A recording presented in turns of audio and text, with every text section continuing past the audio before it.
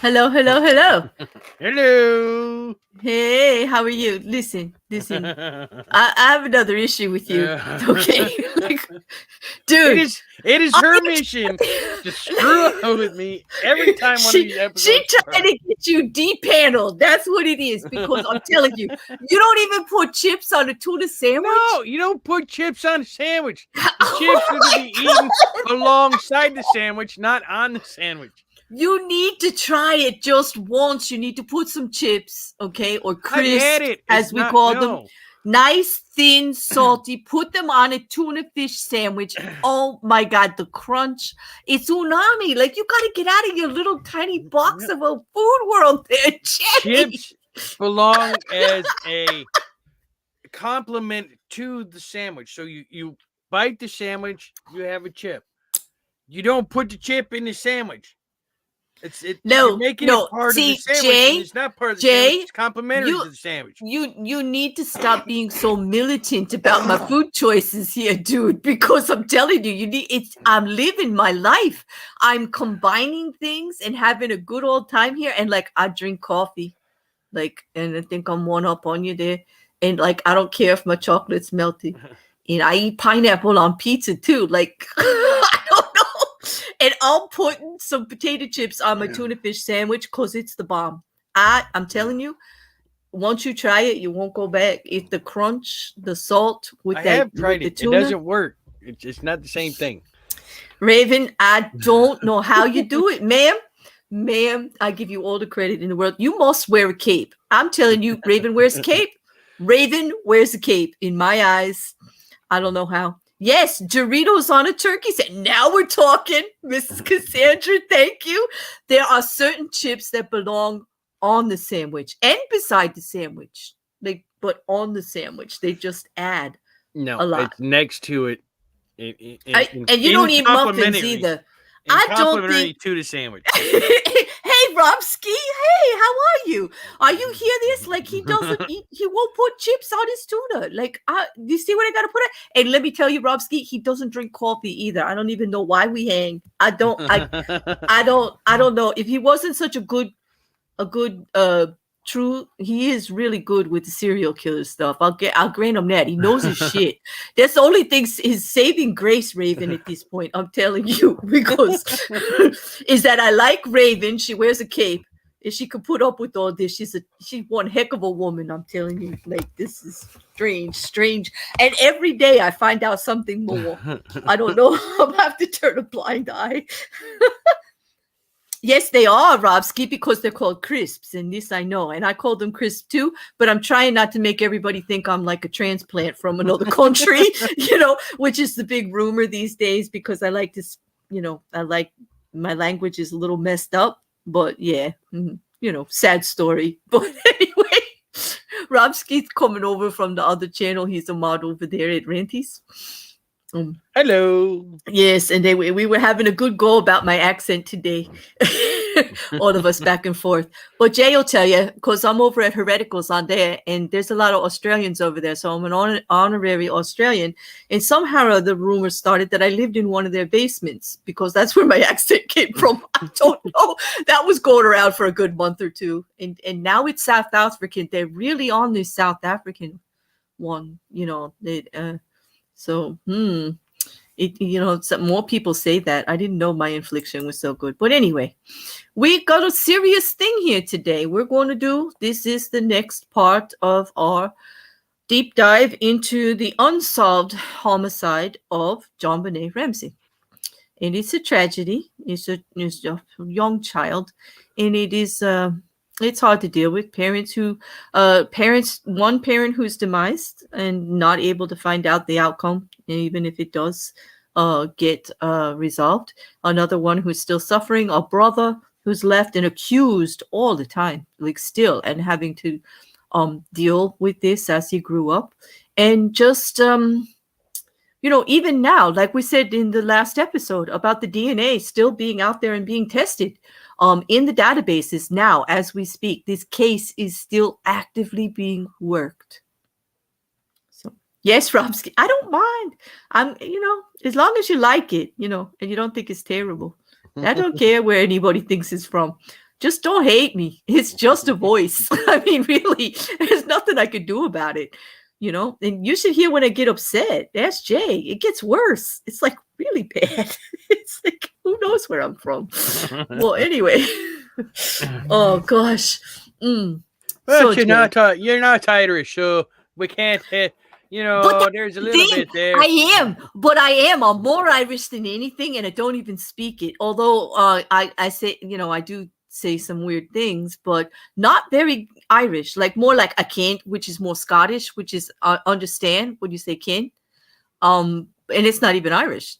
So tell me that. Like my nan was full Irish, and I have more English, Australian phrases, and every other European thing you can think of, except for Irish. I don't understand it. I see. If you were actual Irish, then we would hear it in your voice, but we don't hear it. So you can't be the Irish. Yeah. This Southern boy sounds more Irish than I, and here I am with the little sprinkling of freckles across my nose, the big brown eyes, the red hair to die for. Like I'm so pale, I glow in the dark. Total Irish. And nope. Yeah, well, I'm not Southern, but whatever. Yeah. Hey, Joe, how are you? Well, welcome everybody in the chat. Hey, everybody who has come in while we were just shooting the shit up here for a little bit. Hey, Randy, how are you? But anyway, what would you like to start with, Jay? Well, what we're going to be looking at, if you look down in the in the thing there, and you click on the SearchGirl, the one that says JBRCE1 HTML, and click on that one, and you go over to the left-hand side and click on the link that says Morning of the Murder. That's what we're going to be covering today. This is step by step, minute by minute, and in case you don't want to bring it up. What do you mean? Don't bring it up. I got it up there. Hopefully, it's big enough. Oh, yeah. You don't want it up? You want me to get it? No, leave it up. Leave it up. No, what I'm saying is, in case somebody can't bring it up on their phone or something, you were putting it on. Yep, I'm going to put it up there for us, and we're going to go over the timeline. The morning of the 26th. This is the day after Christmas. The morning of the incident. How do you want to do this? You want to just read through a little bit, well, Jay? I'm just gonna burn through the first couple ones all the way down to 953 because we already know all this stuff. So we'll just burn through those real quick, and then we'll go through the other ones here real quick. So all right, so what I'll do is as we get once you get to the time, then I'll just like scroll really slow. I'll try not to make y'all dizzy. I'm hoping that it's big enough for you all. I didn't want to make it too big. It doesn't scooch over the side of the page. Otherwise, I'd get rid of those pictures and make it even bigger for you. But this is as big as I could get it for you, Sandy and Mrs. Cassandra, and those of you who asked last time. So I'm trying. Hello, Kirsten, coming in. And Randy, I'm well. I'm glad you're good too. And Jujubee. Hey, Randy. And everybody else in the chat. Yes, all you murder minions. I'm so happy to see you. All right, so let's get this started. So at 5:30, John Ramsey wakes. Patsy is awoke a few minutes later. While John takes a shower, Patsy puts back on the same outfit she had on the night before and reapplied her makeup. John reportedly woke before Patsy at 5:30 and dressed after showering. At 5:45, the ransom note was discovered, and Patsy went down the back stairs towards the second floor, then the spiral stairs towards the ground floor, where on the step near the bottom of the stairs, she discovered the handwritten note on 3 sheets of paper indicating JonBenet had been kidnapped. She immediately screams and proceeded to check JonBenet's room, which was empty. John went downstairs to read the ransom note while Patsy called the police, informing them that her child had been kidnapped. The parents checked on Burke. This is at 5:52. The parents checked on Burke. After hearing Patsy scream, John ran downstairs and met Patsy in the stairwell. Together, they checked on their son, who appeared to be asleep in his room. At 5:52, she made the 911 phone call. Now, we've already gone over the 911 phone call, and we've gone over the ransom note. So what we're going to do now is we're going to follow the timeline of what happened since then. So at 5:53, the Ramseys phoned family friends Fleet and Priscilla White, John and Barbara Fernie immediately after the note was found. So then next at 5:55, Officer French dispatched and proceeded to the address regarding a ransom demand for a kidnapping. And then at 5:59, Officer French arrives at the house. So we know the 911 call is placed at 5:52, and by 5:59, 7 minutes later, Officer French arrives at the house. Now we already know this timeline because we've already established, and when we in our first show when we were introducing everybody and going through the timeline that things happened, somebody had called 911 and got and we already established how long it was going to take. So it's about the same amount of time. I think the original one was 9 minutes, but this is 7 minutes. And it was 7 minutes, and they think that someone was testing, someone from inside the home, either a guest or an intruder or one of the family members was testing the response time with that call. Yep. So Sergeant Rockenbach? Yep, Sergeant Paul Reichenbach. Here's Officer French's dispatch. And then this was at 6 o'clock, and at 6 o'clock also, Officer French searched the basement but failed to search the wine cellar room. This is a little odd, but mind you, at the same time, if you're just running through, just doing a quick look through the house, you're probably not going to look in every room, but it would have been, I don't know. In my thought, you'd have thought they'd have checked every room. Right. But not that big basement. Not that huge basement, though, for some reason. Yeah, for some reason, they completely missed the wine cellar room. At 6:03, Fleet and Priscilla White arrived at the Ramsey's house. At 6:05, Sergeant Robert Whitson receives a page to call watch supervisor Paul Reichenbach. Sorry. At 6:06, it says, within 15 minutes of arriving, Fleet White went downstairs to the basement to look for JonBenet. He looked in the train room where he said a window was broken with no notation of whether it was open or closed. Under the broken window, there was a suitcase along with the broken shards of glass.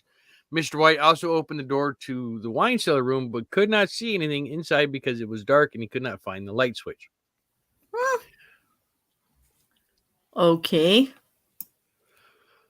So now this is two people now that's been down in the basement that haven't fully checked the wine cellar room. And from what I understand, the wine cellar room's not that big. And you'd have thought when he opened the door, the light from the other room would have shined in to see where the wine cellar is. So this is where I'm kind of iffy on that part. Because, like I said, it's not a big room. And when we look at the crime scene photos, which is when we go through the crime scene on Sunday, you'll see that the room is not that big. So when you open the door, the light from the other room should have shined in, and you should have been able to see her laying on the floor. I know. In this modern day, you can't even imagine. Like Juju says, like everybody on their phone, they have the flashlight thing. They have the thing. But why didn't he go? Like, first of all, what is he doing down there without a flashlight? This is an officer of the court, yeah? It's a police officer? No, this is Fleet White. This is a family friend. Okay. All right. Yeah. Because, right now, the only law enforcement on the scene is Officer French.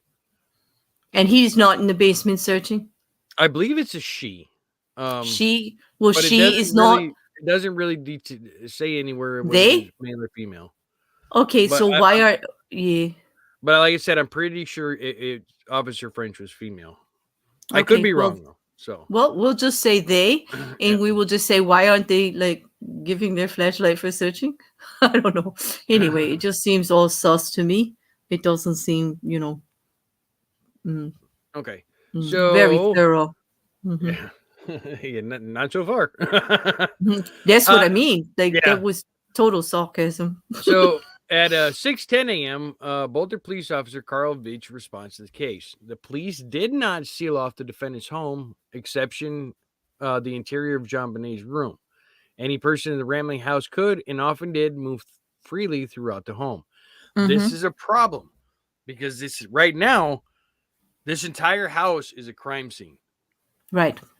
So you got John and Patsy in the house. You've got Officer French is in the house. You also have Fleet and Priscilla White in the house. There's 5 different people, not to mention Burke, but he's not awake yet.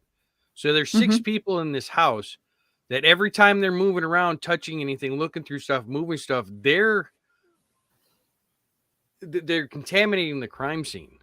Well, they are, but like, in a home, granted, there's going to be a lot of people anyway. I mean, so I don't really think that was much of an excuse for how they're going to continue to mess this up. Well, first off, in my thought, Officer French should not have let Priscilla and Fleet in the house.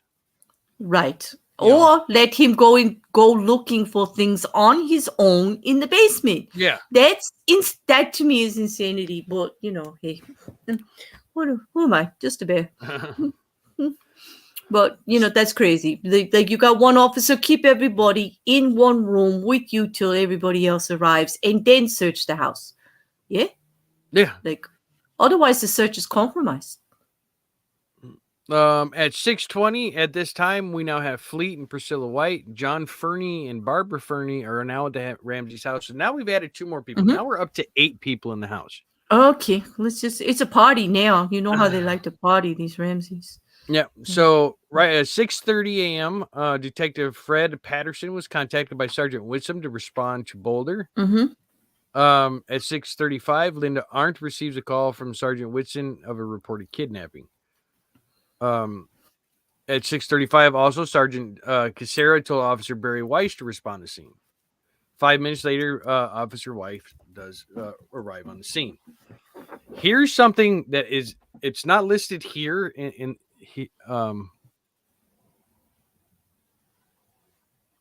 is a little bit, but at this point, at what was it? I scrolled, so I screwed it up. Oh, there we go. At 6:30, Sergeant Whitson ordered Detective Patterson to the scene. All right. So remember that time frame, 6:30. Okay. This is a detective, because that's actually kind of important when we get here in a little bit. Okay. So at 6:40, Officer Weiss arrives at the scene. That was 5 minutes later.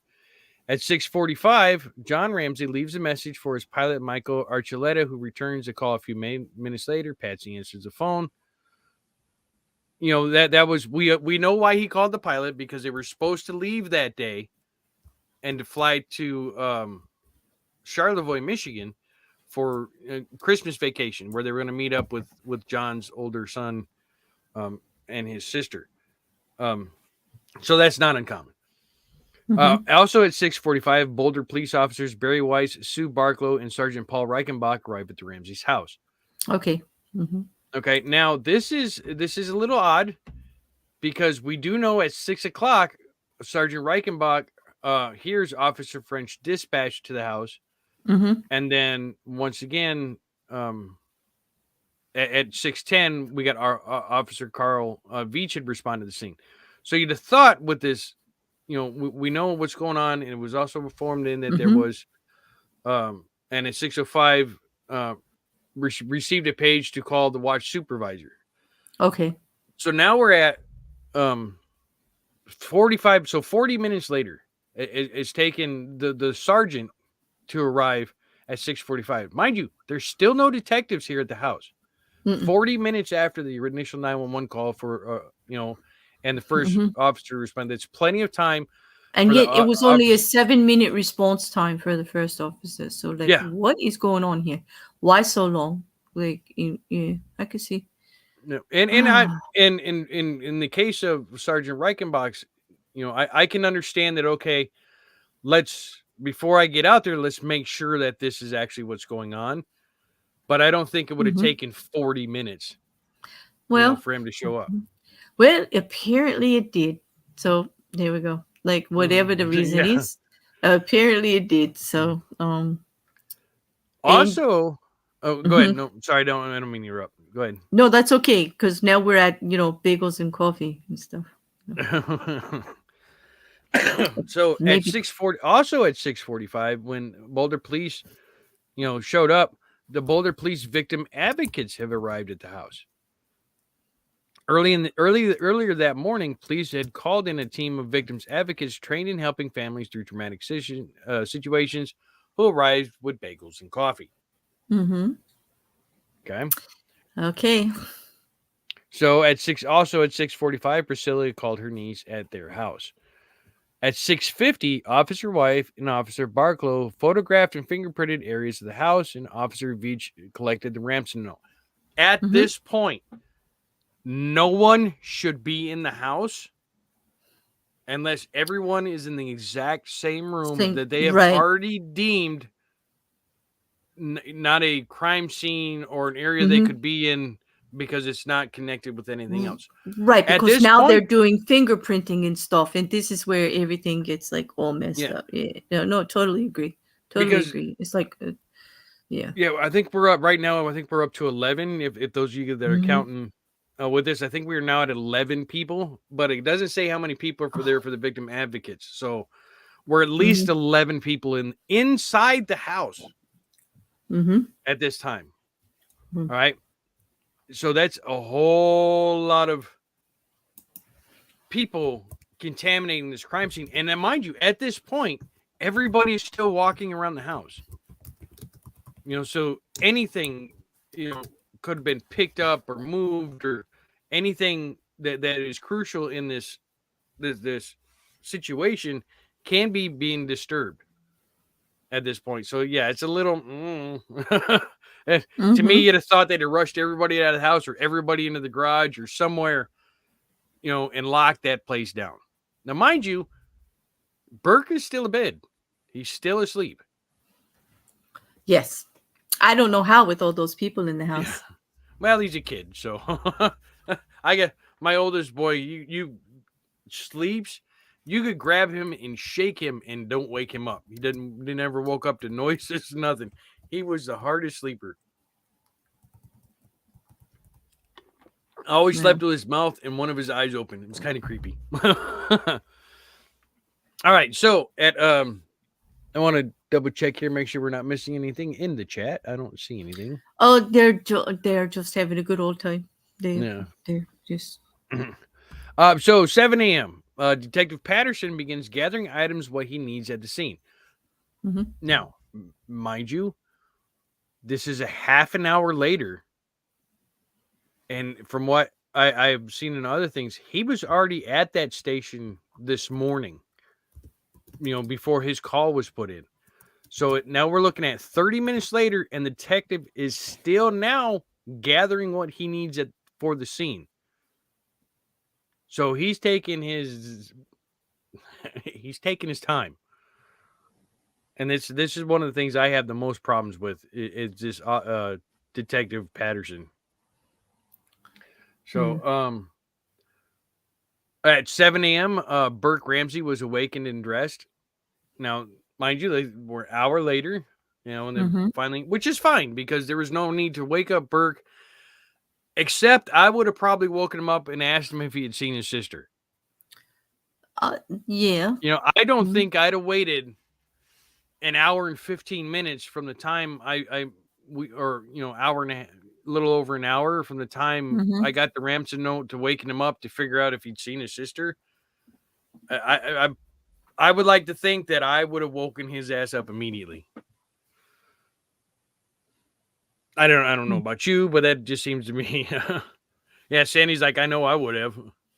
I know. Yeah, me too. And and looking at other missing persons cases, not just this one, other missing persons case, that is what you see all the time, is parents waking up other siblings going, have you seen so and so, or waking up other family members going, hey, have you seen her? We can't find her. Immediately. Yeah, but remember, he's a small child, so actually what he's going to be able to contribute. Now here is something. Raven actually brings something up because they kind of contradicts this here, and this is one of the reasons, because I was getting ready to bring this up, but she brought it up first. I thought so too. What she said, I thought he was. Yeah, she said I thought he was woken up by his mom in his room looking for her, and then he went back to sleep. I thought we read that in one of Patsy's statements. So, I thought that that's ringing true to me. But from what I remember, Burke said he woke up hearing his mother say, "Where's my baby? Where's my baby?" But that was it. It wasn't like she woke him up. And he went back to sleep. Yeah. Yeah. So it's a little, I don't know. It's true. They're all the timelines are compilations, Sandy. So like we could get an official one from the police, from the police department, but at this point the way they're acting, yeah, I don't know if I really believe that one either. And Sandy, because I trust this one to go through this one because in the things that I've seen and I've listened to, this fits everything. Everything This is a really good timeline. So yeah, I mean that's why I trust it, because it has the but yeah, Yeah. there could be They all will. errors. Obviously Yeah. there could be errors as well. Okay. So, but if you're talking about the detective part, that is 100% true, because I've actually seen it in other places. If that's what you're referring to on that one. Right. Okay, so where are we at? I scrolled up because I want to look at something I missed. Okay. We're now at 7:13. Now another person has showed up. Reverend Haverstock from St. John's Episcopalian Church arrives at the house just before Burke leaves with the Whites. So yes, at this time, Priscilla and Fleet take Burke back to their house. Well, and that's a good idea. He doesn't need to be there right now. They know they know where he is if they need to talk to him about anything, but he doesn't need to be there. Yeah. The next part, it says John searched the basement area alone. He found the broken window partially open. Under the broken window, he also seen the same suitcase earlier by Mr. White. Now, here's another. You've got all these people here. Now, why is John searching the house alone? Why? Yes, tell me why. Yeah. This next one, Sandy, it's a good point. Yeah, this case. Are you a pickle? Wait a minute. Are you a pickle hater too? No, I'm not a pickle hater. Okay, because if you're a pickle hater, man, we're just stopping the stream right here. That's it. We're done. I like dill pickles on certain things, but I'm not just gonna go right out and eat a dill pickle. All right, let's not get into it. I don't want to have a food fight right here.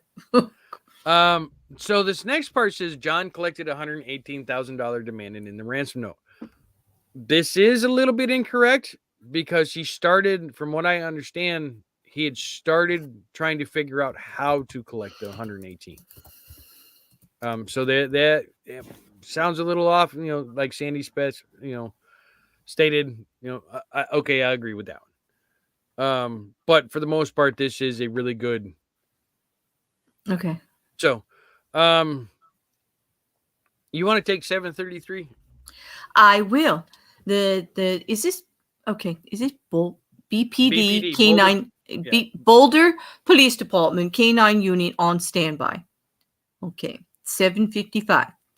Rackenbach meets the Boulder Police Department detectives Linda Arndt and Fred Patterson at the Baysmore Shopping Center to brief them on the case.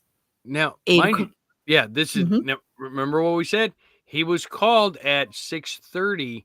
It is now 5 minutes to 8, and the detectives still haven't arrived at the house.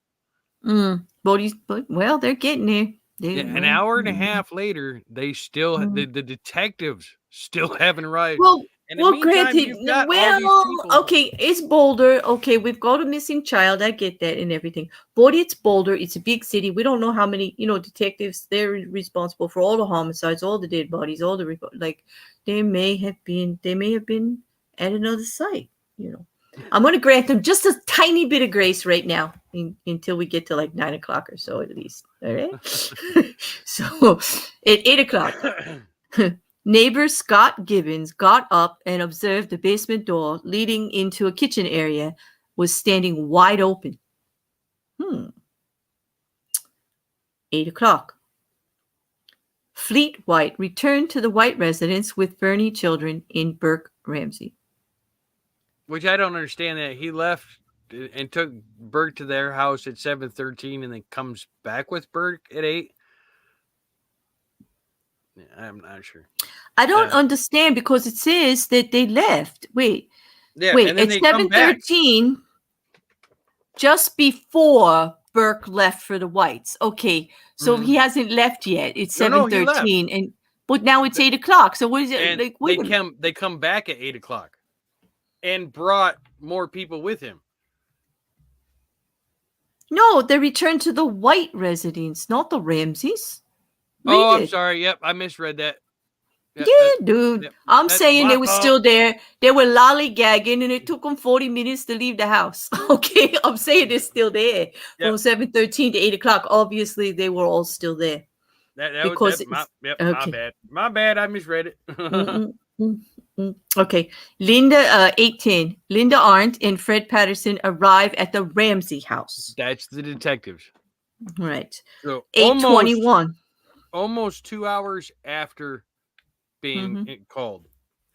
At 8:21 a.m., the 3-page ransom note was received into the Boulder Police Department property. In other words, it's just turned over now. It's theirs. At 8:30 a.m., Boulder Police Department followed standard procedure by putting taps inside the house at John Ramsey's office. Also at 8:30, Arndt instructed John Ramsey. Linda Arndt told John Ramsey what to say if the ransom call came. Demand to talk to JonBenet. John Ramsey took notes. Must talk to JB, he scribbled. 8:30 a.m. Advocates cleaned kitchen. After using the kitchen, the advocates began tidying it up. One friend helped clean the kitchen, wiping down the counters with a spray cleaner and possibly wiping away important evidence. That oh my! There right. Holy They're crap. Cleaning. Like that. What are you people doing? Mind you, these are the victim advocates sent by the Boulder PD. Well, they're helpers. Sandy, they're helpers. Sandy says, I still don't understand how John could collect that much money. I think from what I remember, he was trying to figure out how to come up with the money, not that he actually got that money at that point. Okay. Either that or maybe the bank opened for him in such a case. Maybe he knows the guys. Who knows? Okay. 9:21. Detective Byfield contacted Detective Patterson to tell him that Lori Vencel, Lafayette State Bank, was collecting the money for the ransom. Okay. So Detective. So there you go. He's getting the money now. After 9:00 when the bank opens. 9:21. Detective Byfield. No, 9:22. Detective Byfield contacted Detective Kitchard to respond to the Boulder Police Department to assist in the investigation. 9:27. Detective Byfield contacted Gary Merriman, a list of the employees at Access Graphics. And that's the company that Ramsey owns, yes? Yep. Okay. 9:30. Ransom amount arranged. John Fernie returned to the Ramsey residence after meeting with his banker and arranging to have $118,000 in cash available. 9:30. Sergeant Whitson arrived. Boulder Police Department Sergeant Bob Whitson arrived at the house, entering through a rear exterior kitchen. Okay. This is another one of those that kind of irks me a little bit, because this is 9:30 now, right? It was at 6:30 that Sergeant called Fred Patterson and Linda Arndt at 6:30. The two detectives that arrived. Shouldn't the sergeant have been there before the detective show there? Well, it's who knows? Yeah, I'm not a cop, so I don't know. I'm not either, and I don't know protocol, and I just know that it just seems to me like the sergeant should have been there before the detectives got there. Well, here's the thing. Well, let's finish and then I'll make my points on that. But okay, 10:00. Oh wait, no, 9:50. Detective Everett and Detective Byfield met with Gary Merriman at Access Graphics. So they met at Ramsey's job, at his business. Okay, 10 a.m. No one mentioned to Detective Arndt that the suspected kidnappers had not called within the designated time period. Hello? Yeah. Weren't they supposed to call between 8 and Between 10 8 and a.m. 10, and they got no phone call. based on the Ramsey's note that they turned over? Okay. All right. 10:07. Detective Everett and Detective Byfield respond to the Ramsey residence. Okay. That's after they went to After they the went to business. Access Graphics, yep. To the business. Okay. At 10:30 a.m., JBR bedroom, JonBenet's bedroom is sealed. JonBenet's bedroom had been sealed off by the detectives Arndt and Fred Patterson. Good thing, at least that was done. That's a good thing right there. All right, 10:30 a.m. All additional police officers and victim advocates other than Linda Arndt and family members and friends leave the Ramsey residence. That should have That took done. like 4, what is that? 4 hours later? Okay. Yeah. All right. Representatives from the FBI arrive at the Boulder Police Department. Detective Arndt notices John Ramsey to be by himself. Detective Arndt phone. Yeah, that one is like, yeah, he's by himself. Okay, he's So what? You're thinking he's freaking out, you know. Hey, he says 12:30, and he's like, he still doesn't know what's going on with his child. It's been a whole day. Okay, so Detective Arndt phoned Larry Mason at the Boulder Police Department. Arndt tells John Ramsey to search the house. The mood in the house was quiet and tense. John Ramsey milled anxiously around the living room. Patsy sat virtually motionless in a chair. Are you telling me they weren't advised to search the house for 6 hours after they found out a child was missing? Yeah. Well, mind you, they've already searched the house twice. You know, when Fleet Who's first got they? there. Well, when Yeah, Fleet first got there, remember? Not Fleet. But when, he is not part of the Boulder Police Department. He's not even part of the investigation. So that search, well, that's a search like a family member search, but that doesn't qualify as the search. Yeah. The trained officer search. Yeah, they're like I said, Officer French did a quick search of the house. Mind you, remember, they didn't search the wine cellar.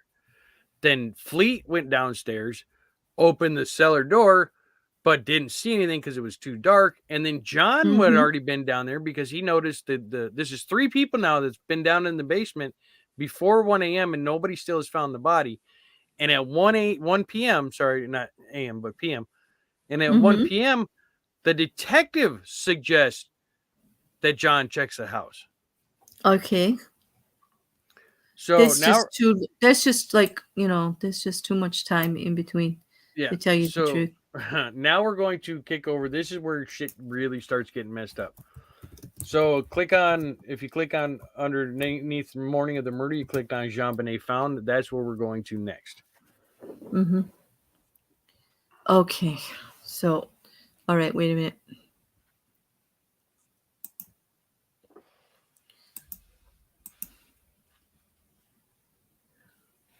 Yeah, Juju, as is every cabinet and door and trunk and drawer should have been opened. The washer, the dryer, freezers, cars.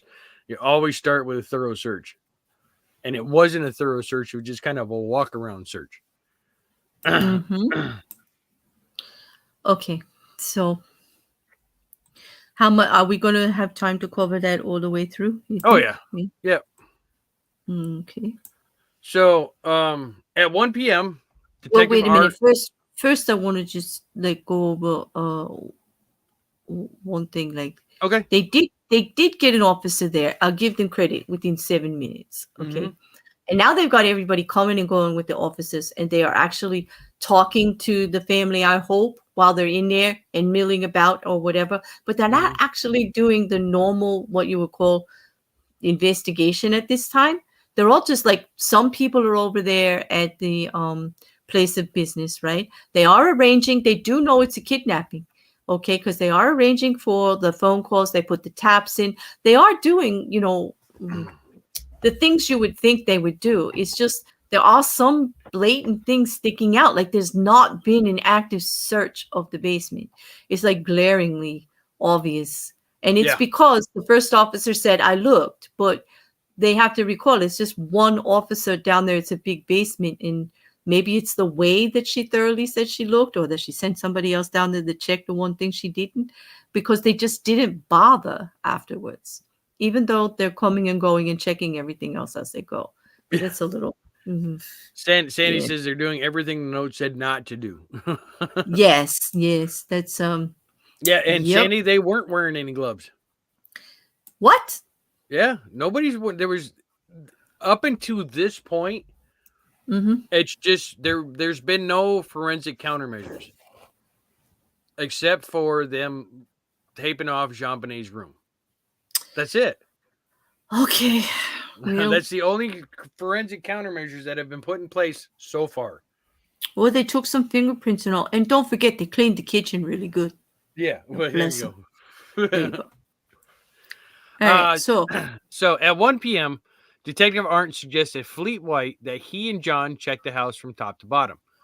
Why is the detective telling the one civilian and the father of the kidnapped victim to check the house top to bottom?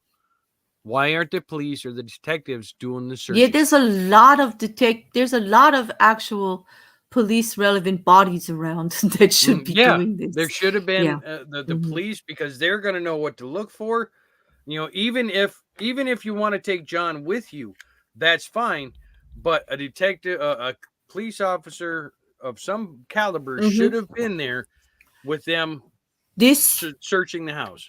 this is the heartbreaking part for me, okay? Because the parent found the child in a house full of police. The parent had to find the child and deal with that in a house full of officers of the law. That just shouldn't have happened. Yeah. It's heartbreaking, actually. Well, anyway, carry on. So at 1 p.m., John and Fleet searched the basement. And at 1:04, JonBenet's body was found. John entered the room first, turned on the light, and upon discovering JonBenet's body, he exclaimed, "Oh my God, my baby." At 1:04, the duct tape that was on her mouth was removed. JonBenet had black duct tape covering her mouth, a cord around her neck that was attached to a wooden garrote, and her hands were bound over her head in front of her. She was covered in a lightly covered blanket. John ripped off the duct tape off her mouth and attempted to untie her hands. If a police officer was there with them, they would not have allowed him to touch the body. Whether Yeah, she but was, he's thinking she's still alive. She needs yeah, to breathe. He needs to free her. I mean, he's not thinking. he's not You thinking. know, And I agree with John. I don't I would have done fault the John same. for what he Yeah. was doing, because I'd like to think I'd have done the same thing. But an officer, if he would have searched with a detective like they were supposed to, or a seasoned officer that was there on the scene, or the sergeant, they'd have told him not to touch the body. The officer themselves would have checked the body, because at this point, we don't know if she's dead and who did it. So with him touching the body after the fact, after finding her, now he's corrupting what could have been crucial evidence in the case, because now you've got his fingerprints all over everything now. So that's going to call from a problem.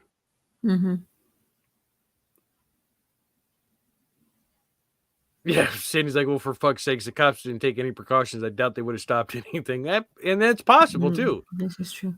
Because they're going from what they think is a kidnapping, and now it is something else. Yeah. So at 1:05, Fleet White calls for the ambulance. Within a few minutes of going into the basement, he came running upstairs, grabbed the telephone in the back office located on the first floor, and yelled for someone to call an ambulance. At the same time, Byfield was notified. Boulder police officer Jim Byfield had notified that JonBenet's body had been found. These are all at 1:05. This is everything that happens all at this within this 1 minute.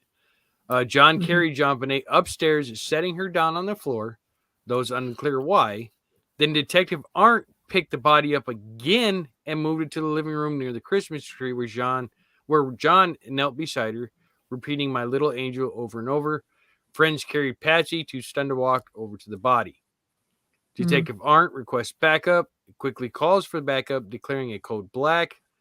over the radio, which is police lingo for murder. The forensic team returned to the house. Why did the forensic team leave? For one. Well, it's a kidnapping, so if they took their fingerprints and everything, there's really not much else to do until you wait for the call. Yeah, it But wasn't a murder at that point. It's a kidnapping. I understand Yeah. that, but there is no way that forensic team searched that entire house. No, they didn't, because they didn't go in the basement, did they? No, But they didn't. I didn't say they did a good job. They just thought the job, they just did the job they were going to do for that kidnapping case, which is not as involved as if it was a murder. Now, I can get past John taking JonBenet upstairs and placing her on the floor. What I can't get behind is Detective Arndt picking her back up and then carrying her into the living room by the Christmas tree and put her on the couch. Yeah.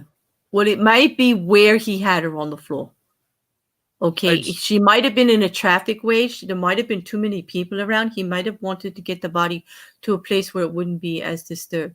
Who knows? Like, there must have, I don't know what he was thinking, but as a police officer, I'm thinking he must have had a really good reason to touch the body again. Yeah, at this point, there should have been no picking the body up and moving it again, because now, once again, the body is now contaminated once again by the detective, and then laying her on the couch is going to contaminate it even farther. Right. Back then, I'm not so sure, but now, modern day forensics, as long as we have the chain of command on who touched the body, when, we could probably work our way around that. Yeah. Shay says, "Where's the cast of CSI when you need them?" Yeah, right here in my head. Like, that's it. Like they're all, yeah. Oh, I was thinking that, like, I wish I could talk to a few of them right now. So at this is still at 105. After the discovery of the body, Detective Everett walked through the basement area of the house, including the wine cellar, to attempt to determine if there's anybody present in the basement. That's good. I agree with that one. Officer Barry Weiss, Sergeant Dave Casera were dispatched back to the residence because the child's body had been found. At 105, Detective Arndt saw a fleet run from the area of the basement door to the den. We already know this. We established that earlier. At 112, Detective Arndt grabbed a cell phone in the kitchen and dialed 911 and reached Dispatch Santiago. And then I'm not sure what was said there. Didn't say. At 115, Detective Arndt received a page from communications. At 120, Officer Weiss and Everett, lead crime scene investigator, arrived between 105 and 130. Now, this is expected because now you've got homicide detectives on the scene now, lead crime scene investigators. Now, I want to say that there must have been two Everetts, because remember at 105, it said Everett walked to the basement area of the house, determining if there's anybody there. So I'm guessing Officer Weiss, this when Officer Weiss showed up. At 122, Officer Morgan relayed Officer French from the BPD to the scene at 755 15th Street. I'm not sure what they mean by relayed. Maybe replaced. Maybe because she must have left at that point. They left. French left the scene at that point. Yeah, like I said, I'm not sure. Because at this point, remember, there's still people coming and going. So I agree with you, Charlie. It's like a circus. It's like a big tent in there. It's like a clown car. They just keep coming out. There's just all these people. All right. So at 129, Detective Arndt receives a page stating her call was received by Weld County. Okay. 130, John Ramsey phones Gary Merriman. I don't remember, the name's familiar, but I can't remember who Gary was. I think Gary was his partner. Gary Merriman is related to the business. They met with him. He's the one who provided the employee list and gave them access to the business and met the detectives over at the business. So it is the partner. Yes. So at 130, Walker and officers Walker and Mason search the basement. Mason decides to secure the house. Why? At 1:30, are you just now securing the house? Well, Jay, now it's a murder. We don't secure the house often for kidnappings. You got people coming and going for the FBI. They're going to be talking to the kidnappers on the phone. There's going to be all kinds of stuff going on. It's a little different now. It's a murder. Yeah. Yeah. I got to give him a little grace, I don't get too mad. At 1:30, Priscilla calls her niece at her home to report the murder. Okay, whatever. At 1:40, John calls his pilot, and Detective Bill Palmer overheard Ramsey saying make arrangement to fly to Atlanta over the phone at 1:40. Mind you, at this point, from the interviews that I've seen, at this point, John was just trying to get the rest of his family out of that house, and whatnot. So I can kind of understand that, but at the same time, you probably would have to pull me out of that house. So at 1:45, John Ramsey signed the search form, giving them basically permission to search the house. At 1:45, this is when his oldest son, John, arrives at the home. Now, mind you, remember we said that morning when they called his kids, they were trying to get to Boulder. So they arrive at 1:45. So they got in the plane and made it there. So at 1:45, the Ramseys leave for the Fernies. The Ramseys left their home to stay with the Fernies, including everybody. Attorney friend Mike Bison advised them to get lawyers. That is 100% advisable. Understand that, because you don't want to get trapped in something. So just because you're innocent does not mean you don't need a lawyer. When we've seen this in so many other different cases. At 1:45, Officer French leaves the residence for the second time, and Officer Weiss and Shunk secure the front and back of the house. 1:45, Sergeant Larry Mason arrives at the Ramsey residence, and then FBI Agent Juan Walker arrives at the residence, and at 1:50, the house was secured. Okay, so, oh my God. That is a ridiculously long amount of time to secure the home. Yeah. I do agree. And they're awesome. I could see how crazy it is. It's a kidnapping, in the beginning. They think the house is already searched. They don't think anybody else is there. They don't think the child is in the home. They know the kidnappers are going to be calling 8 to 10. The last thing they think is that they're going to be hiding with the child in the house, right? Although that would be very clever if they did. Because that's well, at this point, who would look? Yeah, who would look? Before 1 o'clock, they easily could have been hiding in that wine cellar, because nobody looked in the wine cellar. The one guy that did didn't turn the light on. Yep, totally. No, I agree. Hey, Christola, welcome. And no, I get it, but this is very disheartening. It's just that the family watching all of this, for John Ramsey to find his own daughter is just heartbreaking. I can't even imagine. So now we have a secured house full of detectives in the child's body, and CSI on the scene. The family has left the scene. John Ramsey has a pilot on order for flying to Atlanta, he said? Yeah. Atlanta. Is that for business or no, because they have a house in Atlanta also. So they were all leaving anyway. So now that they know the original flight was to go to Charlevoix. Okay, but now, so he's still planning on going, even though like they're in the middle of like his daughter is. Yeah, and they got a lot of criticism for that about wanting to leave to go to Atlanta.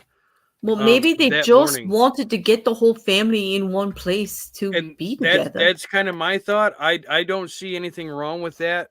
Personally, of John wanting to get him and his family away. What is he going to do? Stay at a friend's house or whatever? He can't stay in his own house. It's being searched and investigated and taken apart, and CSI is all over everything. So they can't stay there. So why not go to one of their other homes? Yeah, and like I said, I can't fault John for wanting to get his family out of there. There's this horrible situations going on. Yeah, there's no reason why he would want to keep his family there. The man just carried him for that. Yeah, right. He just carried his baby up those stairs, and like, come on, like actually, like this is like, I don't know. This is distressing to me. Like, so okay, so we've covered the timeline for the morning and the discovering of her body with the police involved and what the family members did about it and all the family friends who were there at the time. And it's really just a hot mess, Jay. It is. It is It's a huge. really, It is it's the a hot whole mess. thing. There was a whole lot that went wrong there. In my opinion, the cops screwed that up from start to finish. Mm-hmm. You know, and I gotta, you know, I can't fault Officer French being the first one on the scene because Yeah, but are Officer we French was judging it? new. Are we judging it by our standards now and not what it was like then? Like, come on. Like, Well, no, because Officer French was new; it hadn't been on the force that long. no, So I'm I talking. can't. This is 20 plus years ago. Like, Yeah, are we judging it by what we expect everybody to do and now? and I was You know. actually going to bring that up in just a minute. We know now that the FBI and the police department do things a lot different now. Well, the FBI shows up a lot quicker than they did. Mm-hmm. You know, they would. And even in the case of a ransom note, everything is shut down and locked down immediately. Mm-hmm. You know, Mm-hmm. no one's allowed in the house. Anybody that's in the house is ushered out of the house. They lock Right. everything Right. down. Right. You know, or they confine them all to one room. Mm-hmm. You know, and that the house is the house and residents are thoroughly searched. Mm-hmm. You know, Mm-hmm. which didn't happen here. If it would have been Right. thoroughly searched, once the second officer arrived at, like, what was it, like 6:30, like Mm-hmm. they should have done, they'd have found her body much sooner than 1 o'clock. Wow. They would, and that's what I meant. Like, we're judging it by today's standards. Things would be quite a bit different. First of all, the police officers, detectives, they'll hand things off a lot quicker than they used to. Mhm. They don't go and do this whole initial investigation before they decide to call the FBI because it's a kidnapping. They get called right away if it's a kidnapping of a child, especially if it's the Ramseys. Mhm. With that kind of connection and money. Of course, they would have called them like a lot quicker, and the agencies work together faster and get things reassigned, much quicker. I think the response times would have been different than now. I think more people would have been there. CSI would have been there faster, even if it was just a kidnapping, or a lot faster than what's going on here. Yeah. This is like 20 plus years, so it's kind of not. Uh-oh. Did we lose her? Not fair to judge them by the way we do things now. Like they not, but You roboted out a second there. I lost you. but anyway, Uh-huh. did you? Am Yeah. I here? You're here Am now. I here again? Okay. All right. That is the East Coast. Whenever we get a storm, and we've got one brewing right now, the wind just takes me away. Probably taking me to some foreign country where my accent lives. Sandy says in the 70s, when I was around dozens of the cops, the ones I knew wouldn't have botched it this badly. Yeah, well, and I believe it. It does, like, writing it out here, like what they say about hindsight being like the best vision, because you can go back and fix all the little things and everything like that. It's not going to happen.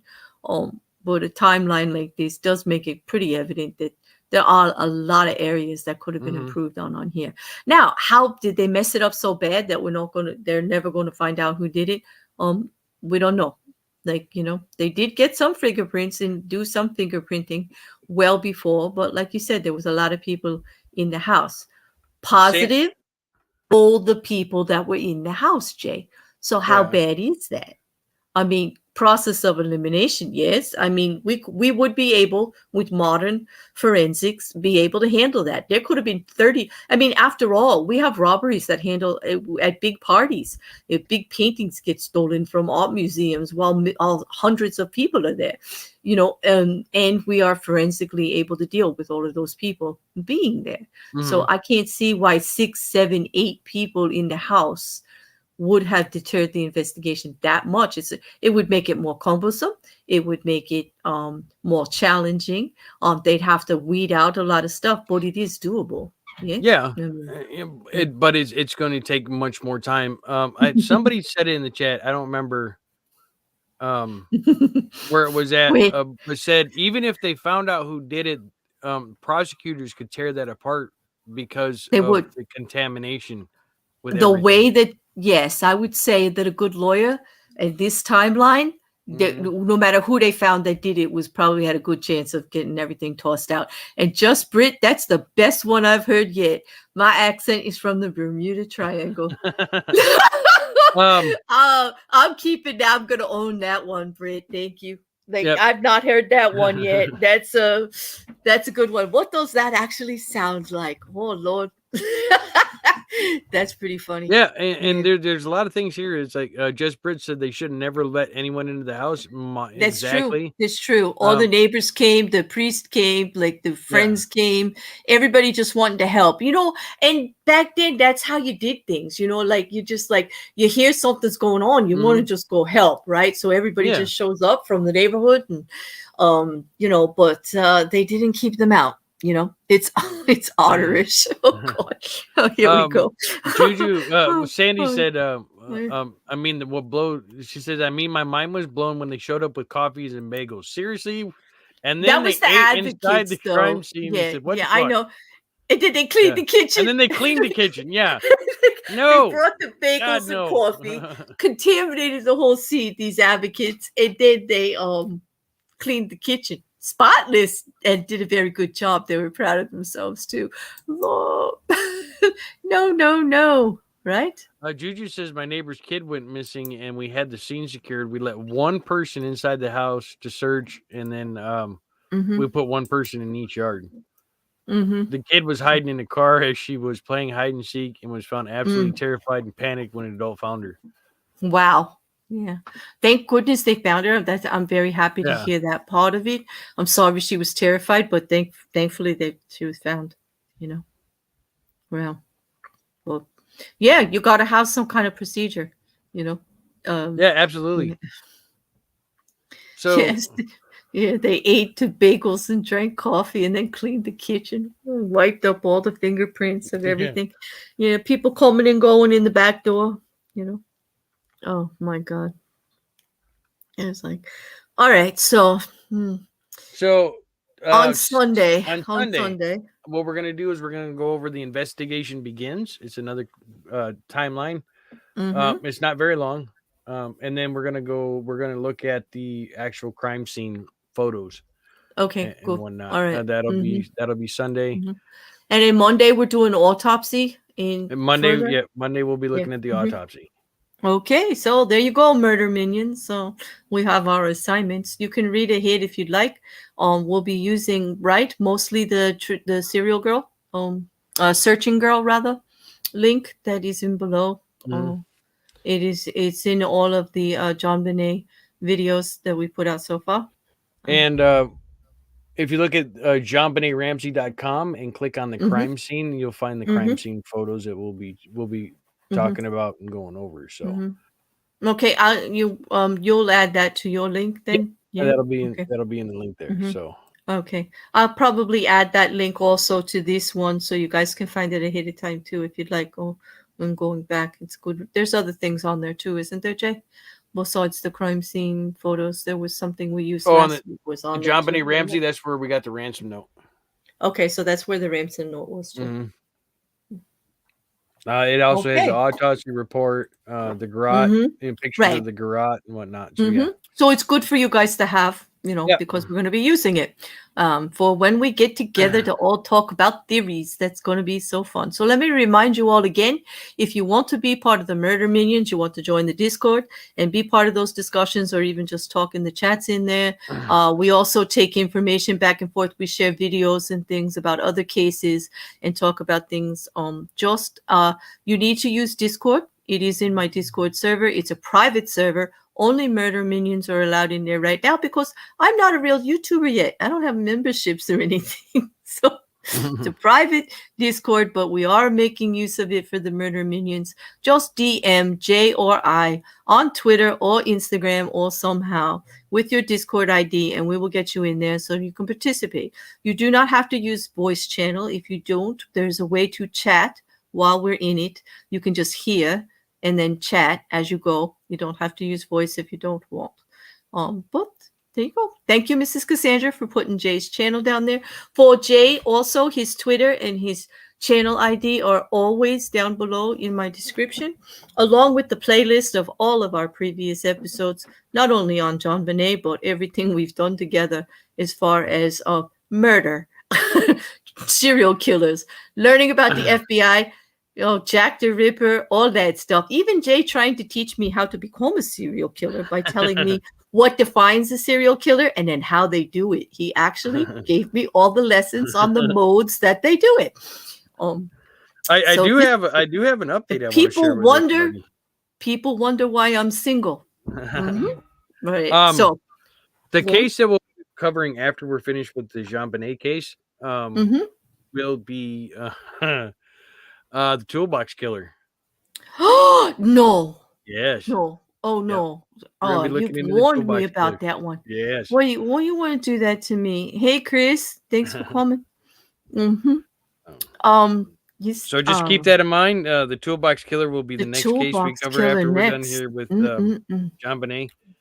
All right. It looks like timeline wise, we may go into into next month, but it will only be a little bit in the next month. Well, we did actually give ourselves the whole month of April. We'll see how we finish with JonBenet, because we definitely want to have a roundtable with them, and we definitely want to do something a little bit different with this. And then we'll go to individuals again for a little while before we do another big one like this. Because don't forget, everybody, we've got Dexter to look forward to. Yeah, we still got to do Dexter. I am so hot to do Dexter. I mean, make me happy. Like, man, that's my serial killer. Like, yeah, it's my fantasy serial killer, But yeah, Juju says, "Buckle up, Shay. We got a new case to solve." Well, we already. Yes, know I know. You guys already solved them. Like, you're already so far ahead of us. You're making Jay and I feel old. You young super sleuths out there. It's like, they're running circles around us, Jay. What are we gonna do? But hey, you teach them, and there they go. Right? Sandy says you didn't start precisely at the beginning of April either, so we'll forgive you for the run over, I suppose. Yeah, that's right. I tried, but you know how it is, Sandy. Raven will tell you. Raven will tell you. He wouldn't let me start because I had the Monday, which was the first of the month, right? And then he wanted to start it on his channel like that weekend. So because it was we're like a week behind. And so. Because he's stubborn. Let's just say what it is. Because he's stubborn. He's damn stubborn is what he is. It just wouldn't work with me on it. Raven will tell you I'm stubborn. This is true. This is why Raven has a cape. Raven, he's difficult. Shay, me too, boo. Me too. Me too. We all are. And Shay gives us. I have to, give a shout out to Shay. Her amongst others, but Shay especially has been very, very helpful with information in regards to these cases and a few others. She has a wealth of information that she shares willingly, and she makes the Murder Minion experience much better for all of us. So thank you, Shay, very much for your contributions, and to all of you that send us everything to help. The little videos help, the leads to other channels that are covering something, or great articles, and even the ones you give me on Todd Grande and all these guys that are like somebody just sent me one on Jack the Ripper, that Todd Grande went into the psychological profile of Jack the Ripper the other day, which was very interesting, and I appreciate that. I really love how much you all love this too. It really helps us going. We do it twice a week now, and we do it because you love it too. And it's a nice little club we have going on here. And I don't care what they say. I'll probably be single for the rest of my life now because of it. But that's okay. It's okay. I talk too much murder. In my Bermuda Triangle accent. That's funny.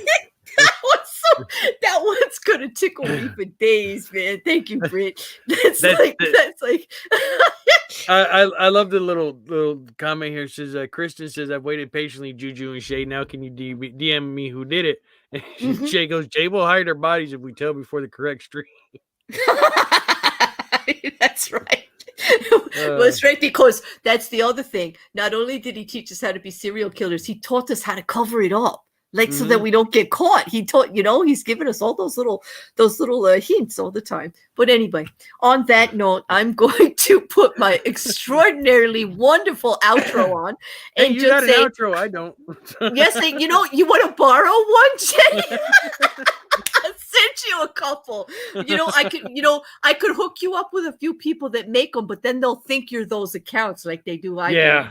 So we don't want that.